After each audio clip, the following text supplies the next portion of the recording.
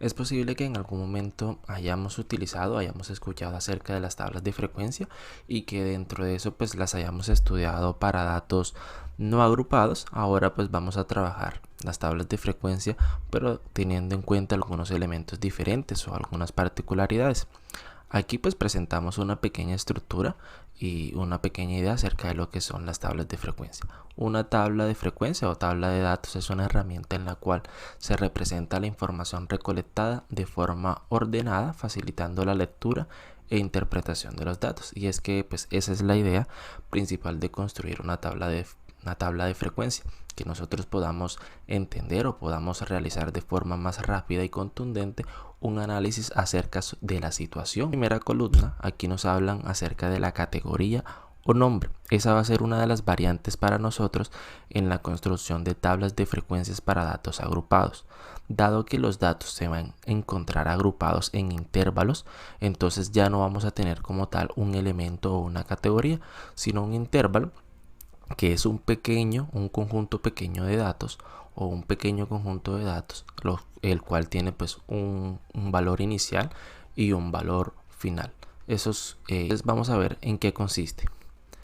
Las tablas de frecuencias para datos agrupados, una distribución de frecuencia de datos agrupados, que para nosotros es lo mismo que una tabla de frecuencia de datos agrupados. Entonces vamos a señalar aquí algunas de las ideas más importantes o de las ideas claves que nos van a ayudar en la construcción de tablas de frecuencia o a entender mejor este proceso de construcción de tablas de frecuencia. Lo primero pues que debemos tener claro es que vamos a trabajar con grandes cantidades de datos, por eso pues se hace el trabajo agrupándolos para que sea más fácil la organización y la construcción de los mismos o de la tabla en sí. Estos intervalos, aquí nos hablan nuevamente acerca de los intervalos. Estos intervalos pues tienen una amplitud y esa amplitud debe ser igual en todos. ¿Qué quiere decir esto?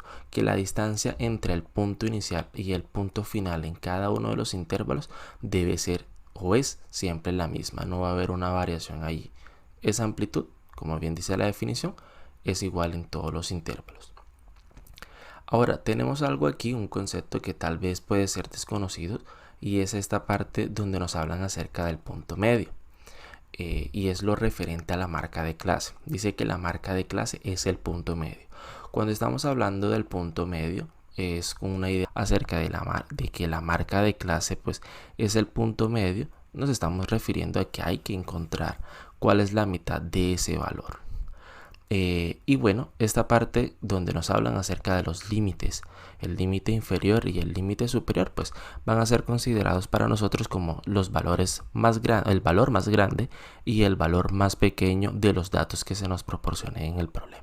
Entonces vamos a la construcción. Tenemos esta problemática. Dice, los siguientes datos representan el peso de un grupo de 28 bebés expresados en gramos. Construyamos una tabla de frecuencia para este conjunto de datos. Nos dan una condición aquí, y es que utilizar n igual a 5. ¿Qué quiere decir este n igual a 5? Este n igual a 5 que está aquí hace referencia a la cantidad de intervalos. Hemos hablado sobre los intervalos a lo largo de la definición. Entonces aquí ya este problema nos precisa que nuestra tabla de frecuencia va a tener 5 intervalos. Escribir aquí solución y vamos a ir anotando los valores que ya conocemos. Entonces n es igual a 5, que es el dato que nos proporciona el problema. Lo segundo que vamos a buscar es el límite superior y el límite inferior. Lo vamos a marcar entonces como el valor máximo, la M mayúscula, y el valor mínimo como el valor más pequeño o el límite inferior. Entonces de estos datos vamos a buscar cuál es el dato más grande, es decir, nuestro máximo. Entonces revisemos aquí en esta tabla de frecuencia. El valor más grande o el máximo es 3448. Ahora busquemos cuál es el mínimo, es decir, el valor más pequeño en el problema es 1450. Este va a ser nuestro mínimo. Entonces vamos a tomar aquí esa referencia, 1450. Debemos hallar cuál es el rango de estos valores. Para encontrar ese rango vamos a hacer la diferencia entre el valor máximo y el valor mínimo. Máximo menos el mínimo. vamos a reemplazar. Entonces tenemos que el máximo es 3448 menos 1450, que es el mínimo. Y eso nos va a dar como resultado que el rango es igual a 1998. ¿Por qué debemos hallar todos estos valores de referencia? Porque estos valores de referencia son los que nos van a permitir construir la tabla. El rango vamos a hallar la longitud. La longitud es igual al rango sobre el número de intervalos. En este caso pues será 1998 sobre n, que en este caso es 5. Este cociente nos da 399,6. Como este es un valor decimal, este número, para que se nos facilite la construcción y el trabajo, vamos a aproximarlo a un número, a una cifra cerrada. En este caso lo vamos a aproximar a 400. Entonces, bueno, ya tenemos todos nuestros datos necesarios para construir la tabla de frecuencia. Entonces, bien, hemos construido la primera parte de nuestra tabla. Ahora vamos a incluir dentro de ella los valores. Lo primero van a ser los intervalos. Los intervalos van a arrancar por el valor mínimo. En este caso nuestro valor mínimo va a ser o es 1450. Entonces 1450. ¿Hasta dónde va a llegar ese valor mínimo? A ese valor le vamos a sumar la amplitud, que para nosotros es 400. Entonces 1450 más 400 nos va a dar como resultado 1850. Y de esa manera vamos a ir sumándole 400 para construir el siguiente intervalo de la siguiente forma. Entonces fíjese, el primer intervalo inicia en 1450, que es nuestro valor mínimo. A eso le vamos a sumar la longitud, que sería 400, y 1450 más 400 nos da 1850, que sería nuestro punto de llegada o nuestro límite superior ahí. Ahora iniciamos desde ese límite superior, que es 1850, y le sumamos nuevamente el valor de la longitud, que sería 400. Eso nos da 2250. Entonces aquí tendríamos nuestro segundo intervalo.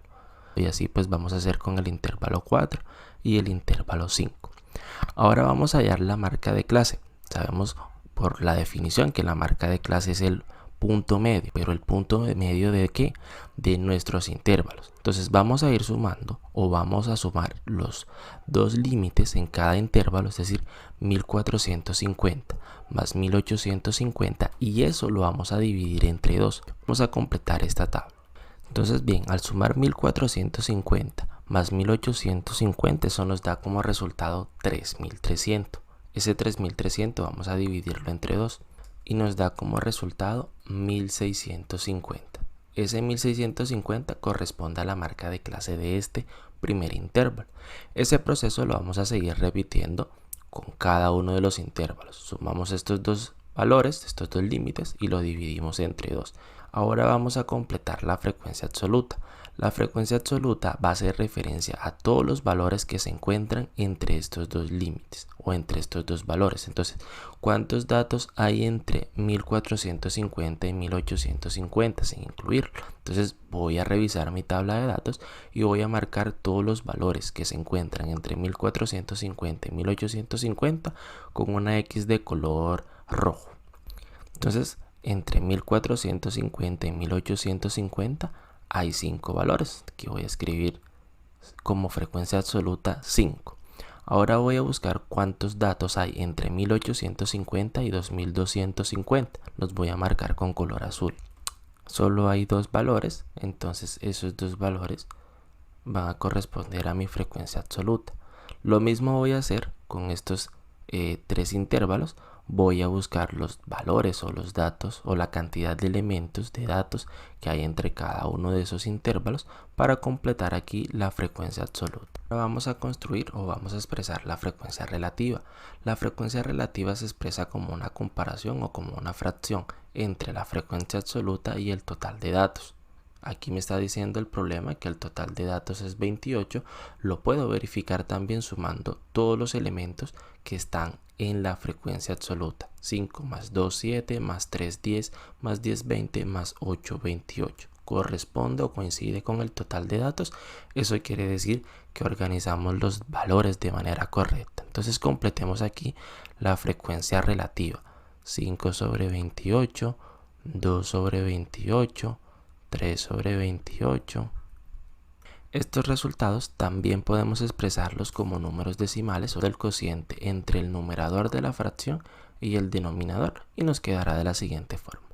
Y al sumar todos estos valores decimales, pues nos va a dar aproximadamente 0,97. Eso quiere decir pues que hubo un margen de precisión significativo. Entre más cercano a 100 esté este resultado o la suma de estos valores decimales, pues será más significativo. Entonces de esta manera pues se construyó una tabla de frecuencias para datos agrupados.